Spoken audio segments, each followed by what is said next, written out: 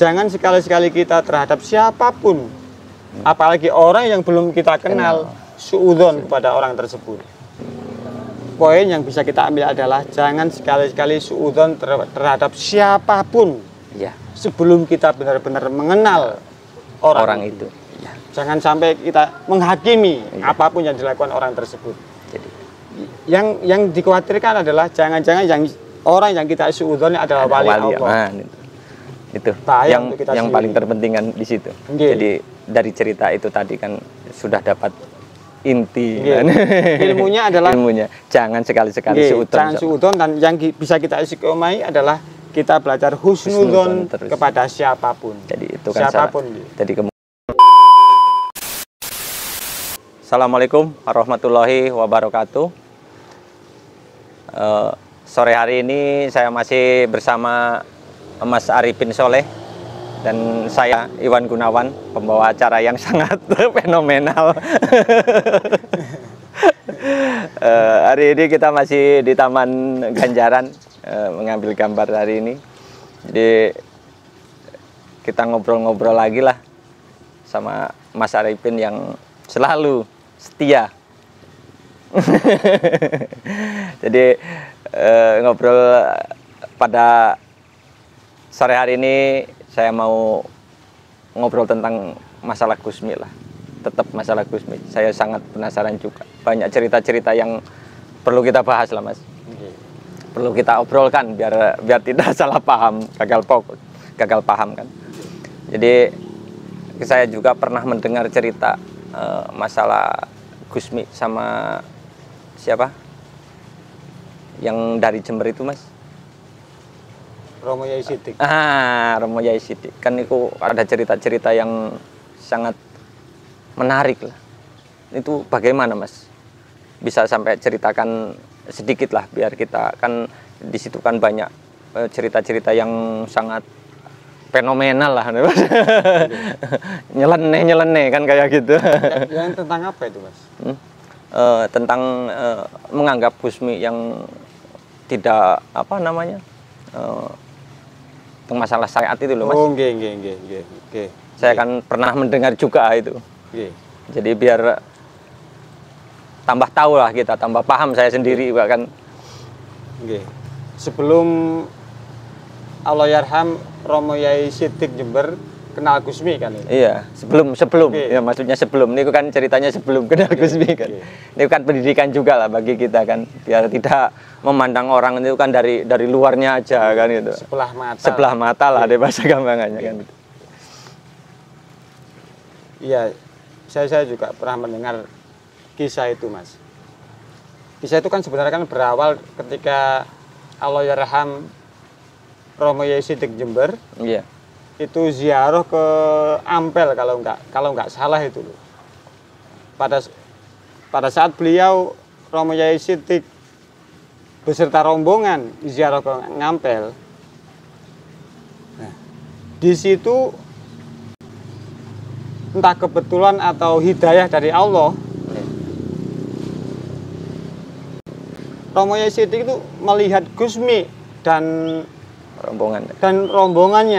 Kan Gusmi kan terkenal rombongannya kan macam-macam orang kan, macam-macam latar belakang.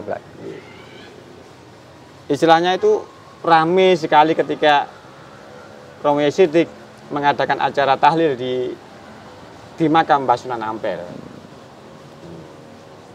Setelah ditelisik ternyata grup yang rame-rame itu Gusmi dan rombongannya.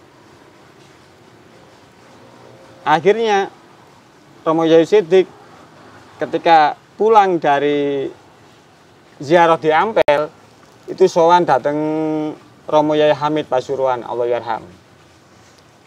Istilahnya untuk wadul lah, istilahnya kalau dalam bahasa Jawa kan wadul. Istilahnya itu laporan ke Romo Yai Siddiq, ke Mbah Hamid Pasuruan. Ketika sudah bertemu dengan Mbah Hamid, akhirnya Romo Yai Siddiq kan bercerita gimana Gusmi itu. Gusmi sama rombongannya ketika saya tahlil atau mengadakan ziarah ke Ampel, Gusmi dan rombongan itu sangat berisik, Mbah Hamid. Gimana menurut dengan Gusmi itu gimana? Secara syariah kan, kan nggak bener kan? Apalagi dengan latar belakang rombongan Gusmi itu yang macam-macam. Waktu itu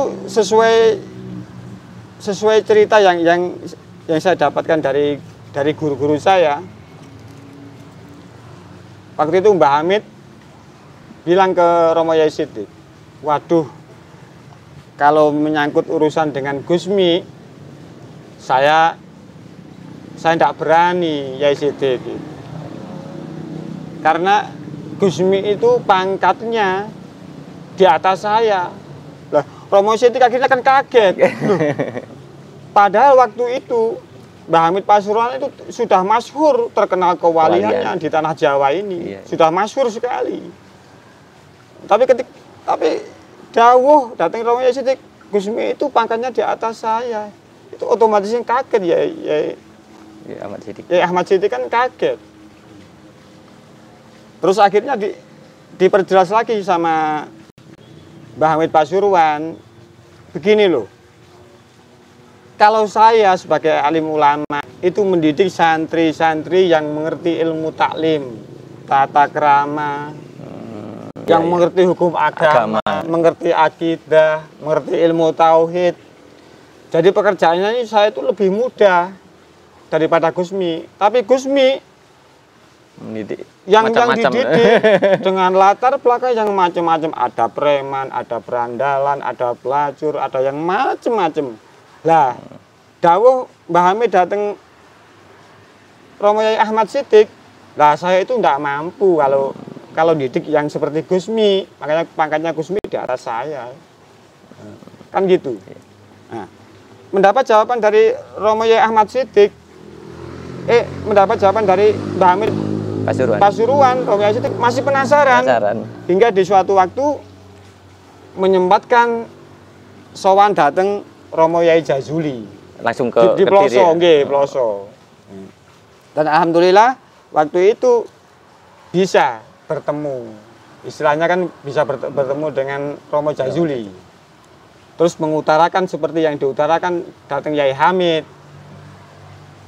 Nah, ternyata apa jawaban Romo Jazuli pada Mbah Ahmad Siddiq? Waduh, kalau Gusmi saya tidak bisa ngomong apa-apa. Karena menurut para alim ulama, yai-yai khos yang sepuh-sepuh, saya disuruh biarin. Untuk Gusmi biarin, terserah apa yang dilakukan, biarin saja kan itu.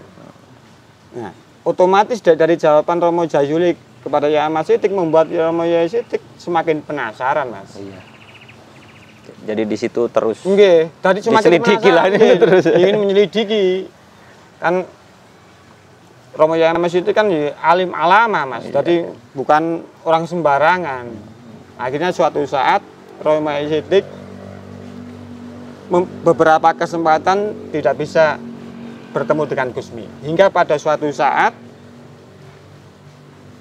di makam Tambak, ketika Romo Yai Siddiq ziarah ke makam Tambak, nah, ada jodoh bertemu dengan Gusmi. Nah, ceritanya kan mulai di situ. Iya. Terus nah, dilanjutkan. Setelah bertemu dengan Gusmi ini kesempatan.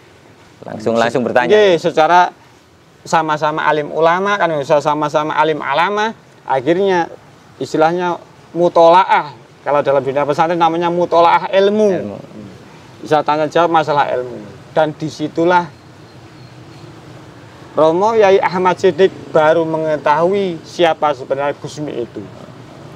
Bahkan hal yang luar biasa sekali, dengan kealiman Romo Yai Siddiq ketika ziarah ke makam wali-wali, belum pernah mengalami ketika diajak Gusmi ziarah di makam Tambak ini, Mas. Jadi ada hal-hal yang sangat kalau bahasa umumnya nggak wajar lah nih. Tapi kan di situ kan udah aslinya kan udah terbiasa nih kalau bagi Gusmi kan. Anugerah Allah lah, istilah hidayah Allah. Dan disitulah mulai pertama kali dari wasilah dari Gusmi Romo Yai Ahmad Siddiq dibuka basirohnya, penglihatannya. Ketika ziarah ke makam Tambak, kan di situ kan ada 3 makam aulia, sepuh di situ, Mas. Ketika ziarah di situ, bikaromah Gusmi Romo Yai Ahmad Siddiq bisa bertemu dengan aulia yang secara syariah sudah sedo tadi.